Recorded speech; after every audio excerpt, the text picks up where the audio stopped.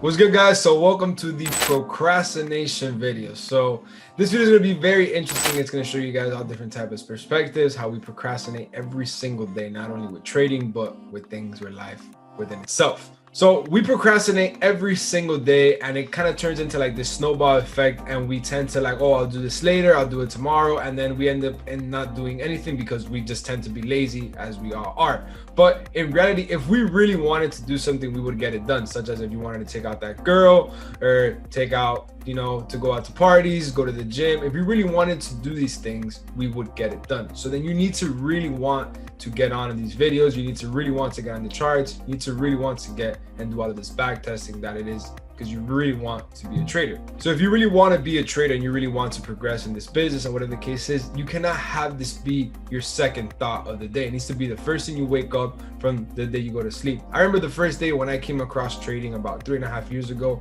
from the day of this recording, there hasn't been one single day that has gone by that I haven't found a way of how to improve, or what can I do to learn from my mistakes to continue moving forward. That is not one single day hasn't gone by till this day. And I know from here to 3 more years ahead of me, there's not going to be a single day where I don't put this first, because it's taken me so far. So you need to put this the first thing in your day. So what we tend to do is we tend to do the easy things, and then the other things that are somewhat challenging, we're like, all right, we'll do it for later. But we don't realize how much distractions we have because of our phones. If you guys realize how much time we spend on social media, Facebook, Instagram, Twitter, TikTok, it is ridiculous. Go into your phone, go into screen time, and look how much time you spend on all of these platforms. And what this does is just simply takes away time from your craft and from things you could be creating on the day-to-day basis, just because you're surfing through the feed. If you can get done the important things first, fast and smart, then that leaves you with so much time throughout the rest of the day to do whatever it is that you want to work on, whatever the case is. And I know this sounds very cliche, but time is an asset. If you spend that time on social media platforms being distracting, then that leaves you no time to improve your craft. So what we tend to do is we leave this small buildup of small things. So like, for example, let's say, oh, I'll do my bed tomorrow, or I'll throw away the trash when I come back from work, I'll do the dishes after I eat, I'll put the clothes in the washer after this movie. It's this whole buildup of all of these things together. And then what it does is we have that in the back of our mind. So what that does is that it holds us back from doing, for example, back testing or getting on the charts, reading the book, because it's like, damn, I can't do that right now because I have to put all these things away, get all these things taken care of. So now we're distracted, and then we have this small little things, which, let's be realistic, we can get everything done under 10 minutes. But just because we have that behind our head, it's like, oh, I can't do that yet because I have all of these things distracting. I can't go hit the gym because I have clothes to wash. And then you tend to sit down a movie, and then you end up doing nothing. Another reason why we procrastinate is because we are comfortable. So like, for example, let's say you're watching this video in your bed, in your room, or in the couch. What tends to happen is that you're aware of your environment. You know you're in your room, so you know that your bed is right there, so that maybe throughout the video you'll get sleepy, you're laid down, and then you might fall asleep.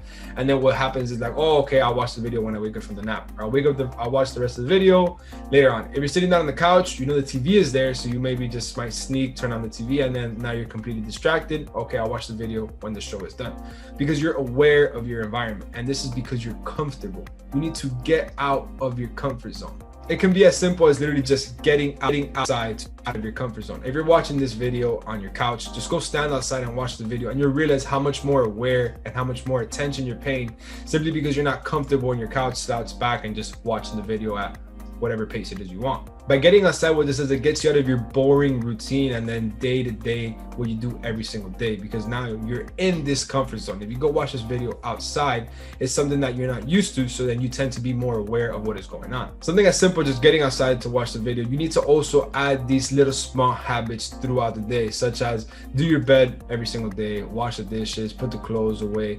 And you do all of these things without being on your phone. You get them done right away. Now you enter this spiral of, okay, if I can get all of these things done fast, what else can I get done? And now you're in this spiral and this snowball effect of, I can get it done, so now I'm going to move on. I'm going to watch the YouTube videos, I'm going to read a book, I'm going to do whatever the case is. So now you enter this snowball effect of getting things done instead of I'll do it later. And now you don't have any excuses, because now you are moving forward. So that falls in line with consistency. Us as humans, we are consistent. We're consistent for the good and we're consistent for the bad.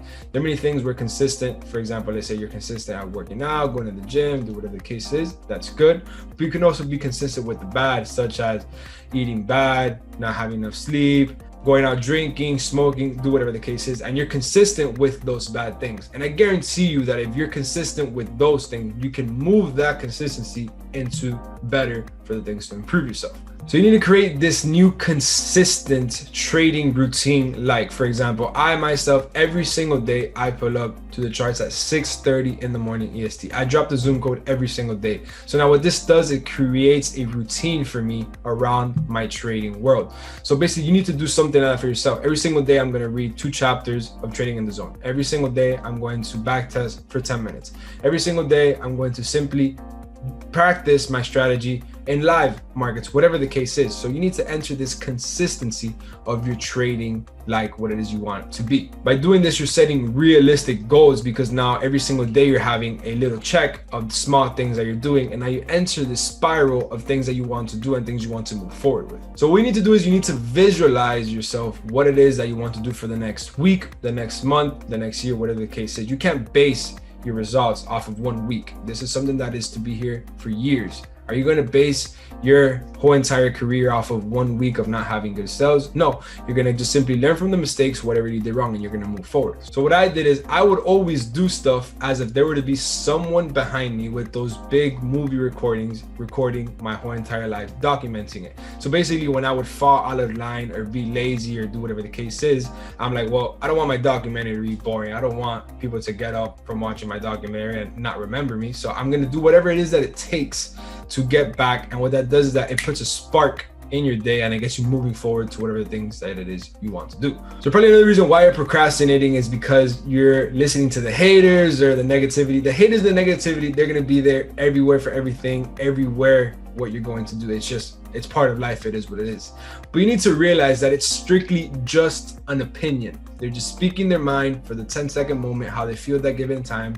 And that's it. It's just an opinion. You're not going to let somebody else's opinion define what it is that you've been working for, what it is that you're creating. Why let somebody else's fears or somebody else's lack of knowledge define of what you're going to say, or simply because you're scared to say no to them? So then because they tell you to do something, you're just like, okay. And fear of failure, don't let none of those things define what you have been working for. You need to remember that it's simply just an opinion. The persons might not even understand the whole infrastructure, the whole business plan that you have been creating, the whole work that has been going behind it, or the process that it is to get to where it is you want to be. The time and money that you have invested into this trading, they don't understand the longevity curve that it takes. So now they're going to come into here not knowing anything and they're going to coach you on how it is.